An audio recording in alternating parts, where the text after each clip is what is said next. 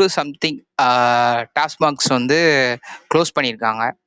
இது ஒரு நல்ல செய்தியா பார்க்கப்பட்டாலும், இதுக்கு முன்னாடியும் இந்த மாதிரி போன ஆட்சி, அதுக்கு முன்னாடி ஆட்சியும் இந்த மாதிரி மூடப்பட்டிருக்கு அப்படின்னும் ஒரு செய்தி பார்க்கப்படுது.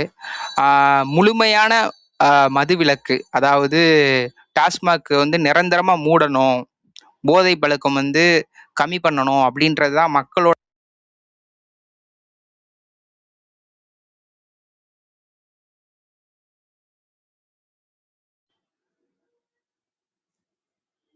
மக்களுக்கு எதிர்பார்ப்பு வந்து பூர்த்தி செய்யறது தான் ஒரு அரசன், அதாவது முதலமைச்சர். இப்போ சொல்லணும்னா ஒரு ஸ்டேட்டோட முதலமைச்சரோட கடமை அப்படின்றது எல்லாத்துக்கும் தெரியும். இதில் பல நல்ல இனிஷியேட்டிவ் அவங்க ஆரம்பத்தில் இப்போ 2 நாள் 3 நாள் கிட்டக்க தான் ஆயிருக்கும், கொஞ்ச நாள் தான் ஆயிருக்கு.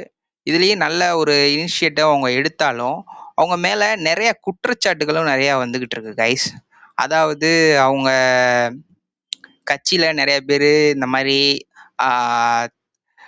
குற்ற பின்னணியில் இருக்கிறவங்க இருக்காங்க. அதாவது நல்ல பழக்க வழக்கங்கள் இல்லாத ஒரு சில நபர்கள் அங்கே கட்சியில் இருக்கிறதாகவும் பேசப்படுது. எவ்வளவுதான் இருந்தாலும் ஒரு கட்சி ஒரு பொதுக்கு வந்து முழுமையான மதுவிலக்கு வேணும் அப்படின்றது தான் மக்களோட நீண்ட கால கோரிக்கையா இருக்கு. அதை வந்து நிறைவேற்றுறதுக்கு தான் இங்க எல்லாருமே ஆட்சிக்கு வந்தோடனே நான் வந்து நிறைவேற்றுறேன் அப்படின்ற எல்லாரும் வாக்குறுதி கொடுக்குறாங்க. அதுவும் ஒரு செய்தியா பார்க்கப்படுது கைஸ். என்னதான் இருந்தாலும் கைஸ், விஜய் வந்து ஆட்சிக்கு வந்தது, அதாவது புதிய ஒரு ஆட்சி, 50 வருடங்களுக்கு 50 வருஷம் 2 திராவிட கட்சிகள் ஆண்டுட்டு இப்போ 3ஆவதா புதிய கட்சி வரும்போது அதுக்கு பல இடையூறுகள் இருக்கும், பல சவால்களும் காத்துக்கிட்டு இருக்கும். அந்த கட்சி வந்து எப்படி அணுகுது அப்படின்றது தான் ஒரு நல்ல மக்களுக்கான ஒரு முன்னேற்றம், அதாவது பொருளாதார முன்னேற்றம். பொருளாதார முன்னேற்றம் அதிகமான ஒரு ஸ்டேட்டா தமிழ்நாடு இருக்கணும் அப்படின்றது எல்லாரோட எதிர்பார்ப்பாகவும் இருக்கு.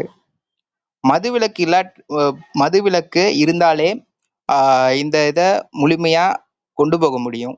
ஏன்னா வந்து மதுவிலக்கு இல்லைன்னா பல இந்த மாதிரி பிரச்சனைகள் கம்மியாகும். இதனால நம்ம டெவலப்மெண்ட், அதாவது விவசாயத்திற்கு தேவையான இனிஷியேட்டிவ்ஸ் இதெல்லாமே எடுக்கலாம். இதனால ஸ்டேட்டோட பொருளாதாரம் கொஞ்சம் கொஞ்சமா இன்க்ரீஸ் ஆகும். தற்சார்பு பொருளாதாரம் முழுமையா கொண்டு வர முடியாட்டினாலும் ஒரு கலப்பு ரீதியான ஒரு விவசாயம், அப்புறம் இண்டஸ்ட்ரியலா நம்ம வந்து முன்னேற்றம் அடையணும். அதுக்கு விவசாயத்தை ஒரு விவசாயம் சார்ந்த ஒரு எக்கனாமியா தமிழ்நாடு மாறுச்சுன்னா அது ஒரு நல்ல இனிஷியேட்டிவா இருக்கும் கைஸ்.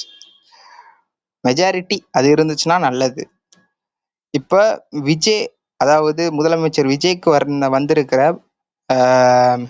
மிகப்பெரிய சவால்கள் என்னென்னா கடன் சுமை தான் அதிகமாக இருக்கு. இதுக்கு நடுவில் இவர் முதலமைச்சர் விஜய் வந்து தங்கம், அதாவது கோல்டு வந்து அறிவிச்சிருந்ததை பார்க்க முடிஞ்சுச்சு. கோல்டு வந்து நான் வந்து கொடுப்பேன்,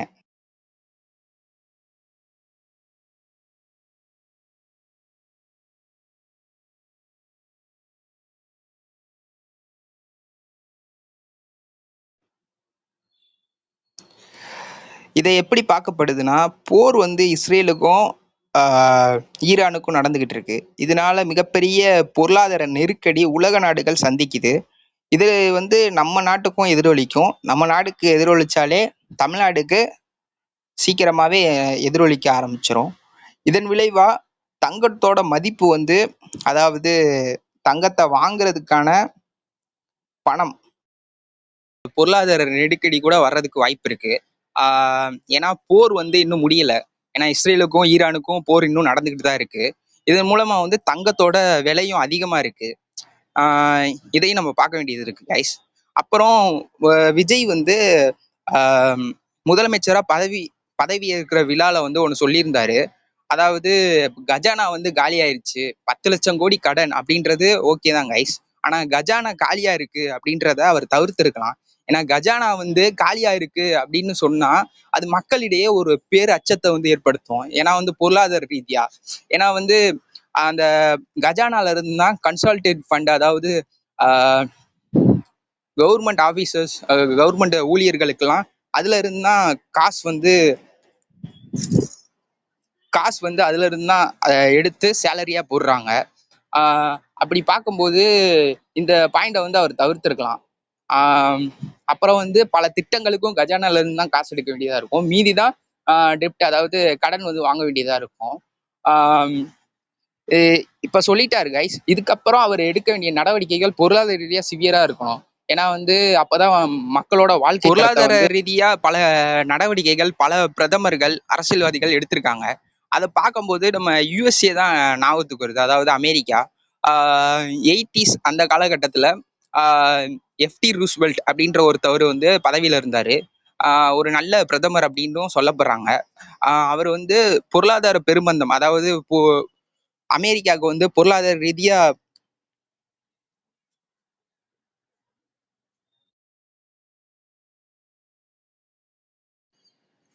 அமெரிக்காவுக்கு பொருளாதார ரீதியா ப்ராப்ளம் வரும்போது அவர் தான் அதுல தலையிட்டு பொருளாதார நடவடிக்கை எடுத்து அமெரிக்காவோட பொருளாதாரத்தை பெருக்கினாரு. தேவையில்லாத செலவுகளை குறைச்சு உற்பத்தியை அதிகப்படுத்தினாரு. அவரு வந்து கேபிட்டலிஸ்டா இருந்தாலும் அவர் விவசாயத்துக்கு முக்கிய பங்கு அந்த காலத்துல அவர் கொடுத்தாரு. பாதிதான் இண்டஸ்ட்ரியல்ஸ் இதுக்கு அவர் கொடுத்தாரு. இது மூலமா அரசுக்கு மிகப்பெரிய ஒரு வருமானம் வந்து கிடைச்சிச்சு, பொருளாதாரம் வந்து உயர்ந்துச்சு. இந்த மாதிரி நடவடிக்கைகளை நம்ம இதுக்கும் அப்ளை பண்ணி பார்க்கலாம் கைஸ். டிவிகே அரசாங்கமும் இந்த மாதிரி உற்பத்தி திறனை அதிகரிக்கணும். அதாவது நம்ம இருக்கிற ரிசோர்சஸ் வச்சு அது வந்து அது செஞ்சாலுமே ஓரளவு அது அந்த வளங்களை பயன்படுத்திய செலவு வராத மாதிரி ஒரு வருமானத்தை பெருக்க பார்க்கணும். அதாவது இருந்து பல பொருளாதார ரீதியா நம்ம வந்து இன்கம்மை வந்து ஈர்க்க பார்க்கணும். அதுவும் ஒரு நல்ல ஒரு பொருளாதார வாய்ப்பா பார்க்கப்படுது கைஸ். பார்ப்போம் கைஸ், இந்த அரசாங்கம் எப்படி செயல்படுறாங்க அப்படின்றத பார்ப்போம். இப்படியே ஒரு நல்ல அரசாங்கமா இது இருந்துச்சுன்னா அடுத்த தடவையும் இந்த அரசாங்கம் தான் வரும். அப்படி இல்லை, ஒரு மிக்ஸ்டான இருந்துச்சுன்னா மக்களோட மனநிலை மாறுறதுக்கு வாய்ப்புகள் அதிகமா இருக்கு கைஸ். இது பத்தின கருத்துக்கள் ஏதாச்சும் இருந்துச்சுன்னா கமெண்ட் பாக்ஸ்ல சொல்லுங்க. நம்ம அடுத்த வீடியோல பார்ப்போம் கைஸ். தேங்க்யூ.